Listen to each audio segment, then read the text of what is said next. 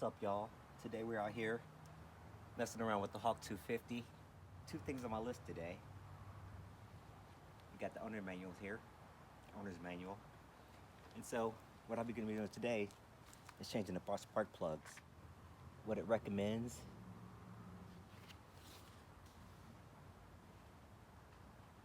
is a Torch D8 RTC. I don't know where those are.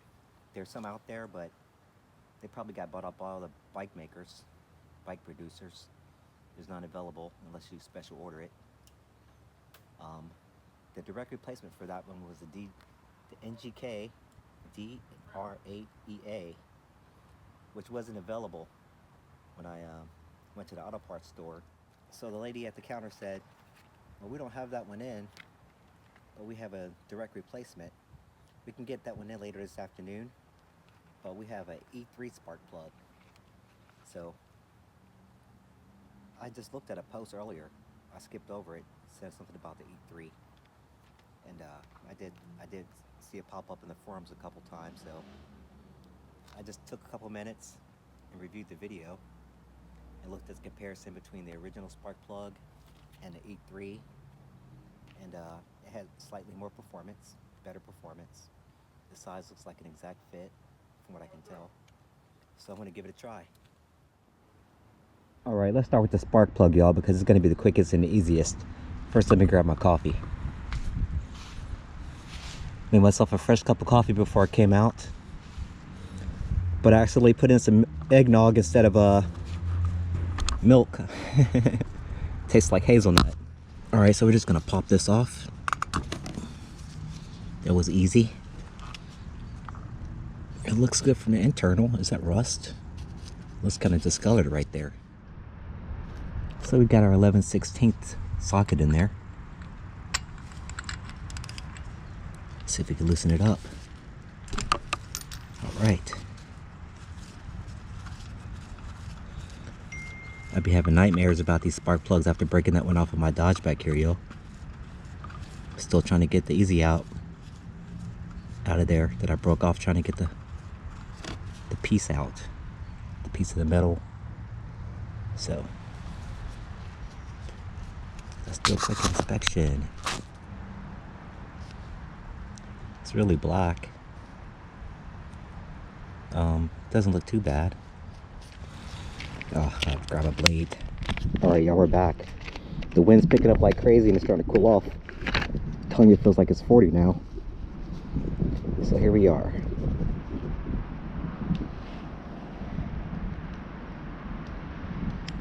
What I'm really concerned about is the thread depth. And these are supposed to be the same thread depth. The other one you guys are putting into your engines, I don't even have it listed here because it's got an IX or something. The thread depth was off. And that's one thing that I know can cause problems for your engine. We don't want to get it all wet. That's the main difference right there, guys. Different head on it. And also, I think this one's probably iridium instead of copper. Not sure. We'll look at that later. Or you guys can check it out yourselves. Let's pop this bad boy in.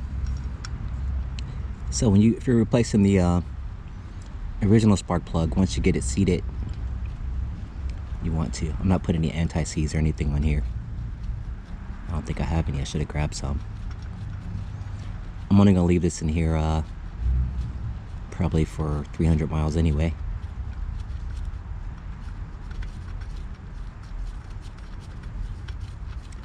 And then we'll replace it again.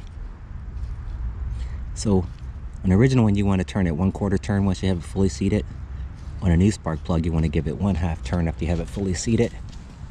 And that's fully seated. I wonder if it uses the same size. I should have checked before. Yeah.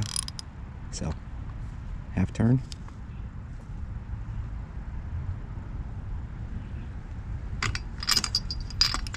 Slip. Okay, so it is a little bit big for that one. Let's try the 5/8. Maybe we'll get a proper fit now.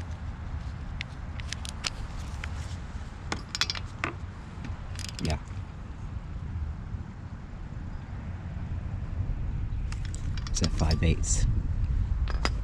We'll take this off. Might need some pliers. Let me grab some pliers.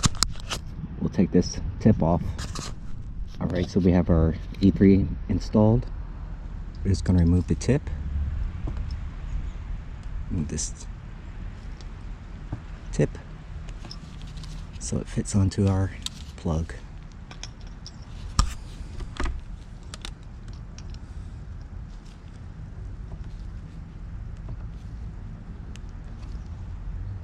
Usually when you want these to stay on, they fall off. When they come off, they stay on.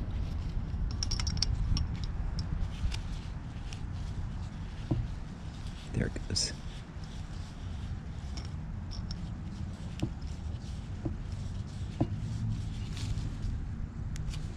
Little by little.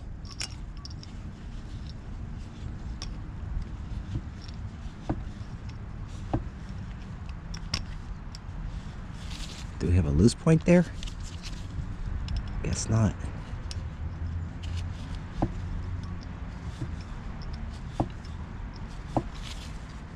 There we go.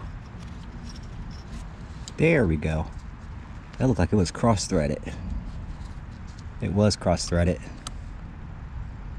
It's crazy shit, boy. Maybe when I pinched it. Maybe I pinched it too hard. Soft metal. Well, this is fine. This will come off right off anyway. There we go. New spark plug, y'all. So now, let's look at the mileage. We have 152 kilometers. Is that still moving? Since my speedometer cable came loose? I don't even know, man. I thought it was higher than that. I need to disconnect this and order a new one. Look at that. It's all shredded up.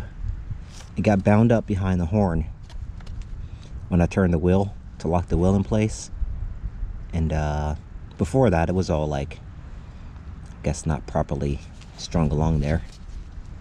So you want to keep this as straight as possible and keep it from binding up on anything. I'm gonna have to take the light off to get this off. We'll do that later.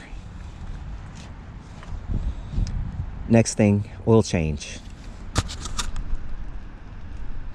Let's see if we can take a look through the window. Stand her up. Is it looking low? Oh, there it goes. Well, so I checked it about a month ago. It was golden honey. Now it looks like dark honey. I did give it some more RPMs. Yep. It's ready to change. It's getting dark.